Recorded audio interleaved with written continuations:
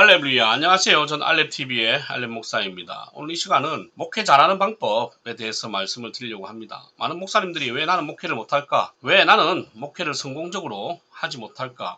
내가 섬기는 교회는 왜 계속 이 모양일까? 늘 고민을 하죠. 자기는 설교를 잘하는 것 같고, 자기는 기도도 열심히 하고, 자기는 열심히 목양을 하는 것 같은데 교회가 잘 되지 않습니다. 근데 그게 사실은 답은 정해져 있어요. 특별한 사람에게만 주시는 은혜가 아니라 목회는 답이 정해져 있다고. 그러면 목회 잘하는 사람을 보면 아니 저 사람이 왜 저렇게 큰 교회를 목회를 하고 있지라고 생각하지만 사실은 그 사람은 나보다 답에 더 가까운 사람일 수 있다는 거죠. 더 똑똑한 여러분이 그 답에 멀어진 사람일 수도 있어요. 답이 뭐냐? 목회는요, 다섯 가지. 이 다섯 가지만 잘하면 무조건 성공하게 돼 있어. 첫 번째 말씀, 두 번째 기도, 세 번째 복음, 네 번째 목양, 다섯 번째 개인의 삶. 이 다섯 가지만 충족하면 목회는 무조건 되게 돼 있다니까. 그런데 왜 안 되느냐? 이 다섯 가지가 안 되니까. 알렙 목사님은 왜 계속 교회가 그 모양이냐? 다섯 가지가 안 되니까. 여러분, 실제로 사도행전의 핵심이 뭡니까? 성령 충만이잖아요. 성령 충만 받기 위해서 기도했고 성령 충만 받고 나서는 전도하고, 이게 결국은 목회의 핵심이에요. 교회 부흥의 핵심, 기도하고 전도하고. 이 말씀, 기도, 복음, 목양, 삶, 이것을 두 가지로 줄이면 기도, 전도. 그 다음에 이걸 하나로 줄이면 성령 충만. 이게 끝이에요. 이것만 되면 다 되는데 왜 안 되느냐?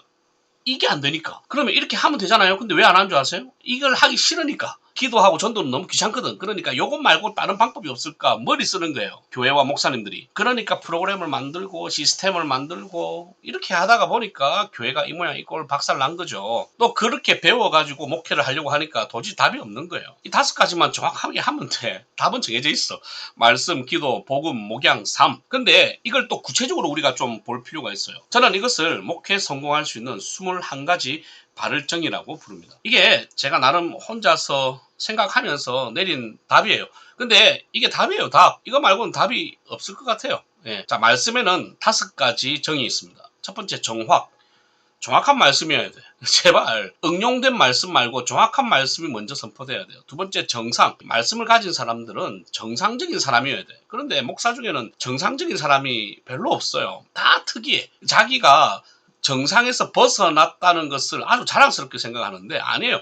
기본적으로 정상적인 사람이 특별해야지 비정상적인 사람이 특이한 목사는 목회에 성공할 수가 없습니다. 정상적이어야 돼. 세 번째는 정독. 말씀을 읽어야 돼. 계속 정확하게 읽어야 돼. 그런데 설교 준비하면서 성경을 읽지 않아요. 주석만 읽죠. 왜? 시간이 없으니까. 하지만 성경을 안 읽고 설교를 어떻게 해요?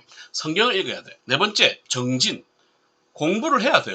근데 목사들이 공부를 하지 않습니다. 목사님들은 대부분 신학교 혹은 강도사 시절, 그리고 가끔씩 듣는 그 세미나가 자기가 공부하는 게 다야. 책을 읽지 않아요. 여러분, 단언컨대 한국교회 목회자 중에 90%는 책 안 읽습니다. 이건 단언할 수 있어요. 책을 읽을 시간이 없거든. 그러니까 책을 읽는 목사님은 진짜 피곤한 목사님이에요. 아마 얼굴이 정말 피곤할 거야. 왜냐하면 없는 시간 쪼개서 책을 읽어야 되니까. 정진이 있어야 된다는 거죠. 자, 다섯 번째 뭐냐면 정예. 말씀의 정예 부대가 돼야 돼. 누가? 목사가. 그런데 장로나 안수집사들이 더 말씀을 공부 많이 해서 정예 부대가 되어 있어요. 근데 그분들이 목사님의 설교를 비판합니다. 근데 놀라운 것은 그 비판이 대부분 맞아요. 맞다니까. 그게 문제라. 목회자가 말씀의 정예 부대가 안 되니까 문제가 되는 거죠. 이 말씀에서 이 다섯 가지만 지키면 무조건 말씀에서는 성공할 수 있어. 정확, 정상, 정독, 정진, 정예. 자, 그 다음에 기도는 세 가지 정이 있어요. 첫 번째, 정열.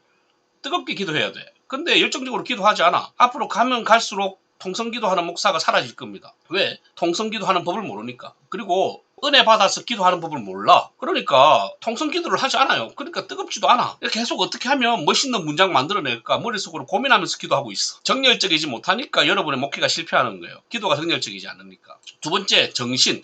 바른 믿음으로 기도해야 되는데 바른 믿음으로 기도하지 않아. 바른 믿음으로 기도하려면 바른 신학이 있어야 되는데 바른 신학이 없어요. 왜? 공부를 안 하니까. 그리고 바르게 배워본 적이 없으니까. 바른 믿음으로 기도해야 돼. 세 번째, 정령.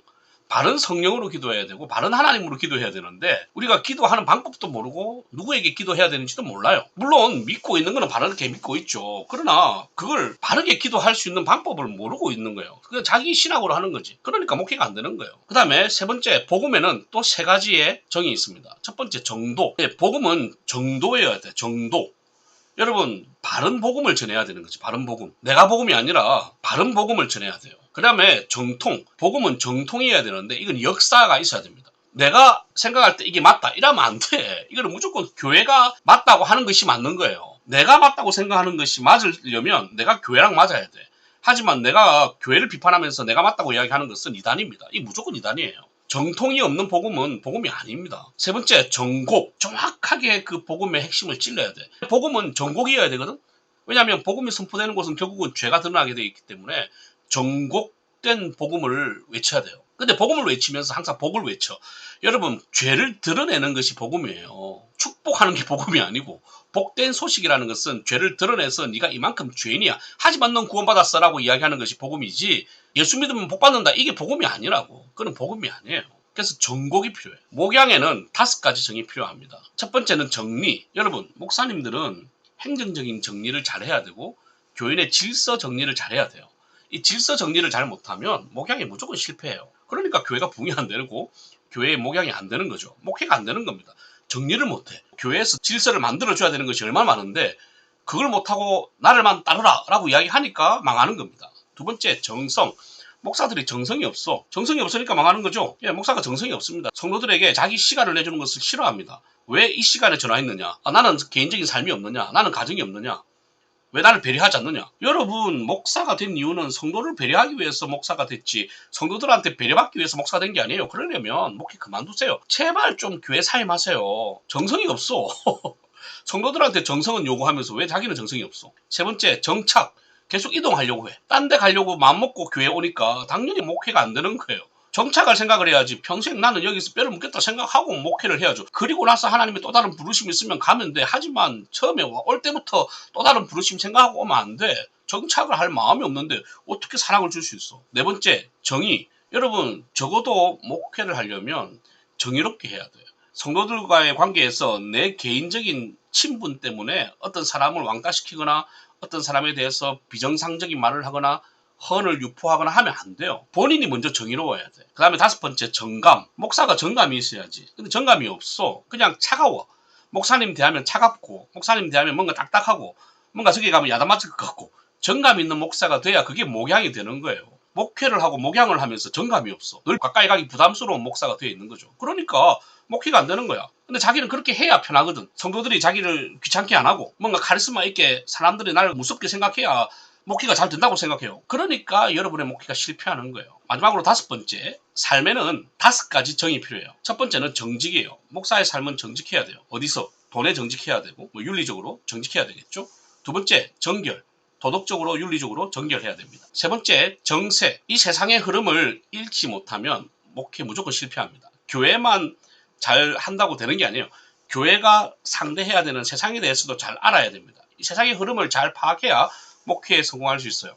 특별히 재정 문제나 교회의 모든 행정적인 문제는 이 세상의 정세를 빨리 파악을 해야 대비할 수도 있고 그 다음에 어려운 난관을 잘 극복할 수 있어요. 그 다음에 네 번째, 정정. 이게 중요한데 목사는 실패를 인정할 줄 알아야 됩니다. 자기가 실수와 실패를 했으면 미안하다고 사과할 수 있어야 돼요.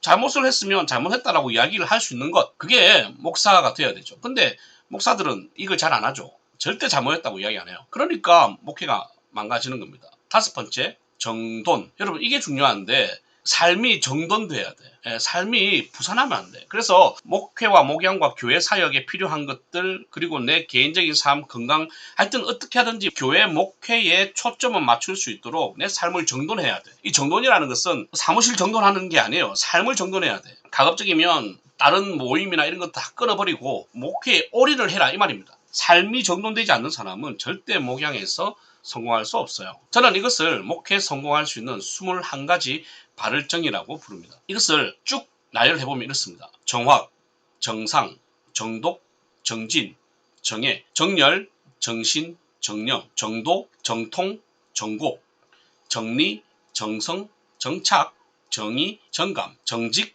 정결, 정세, 정정, 정돈.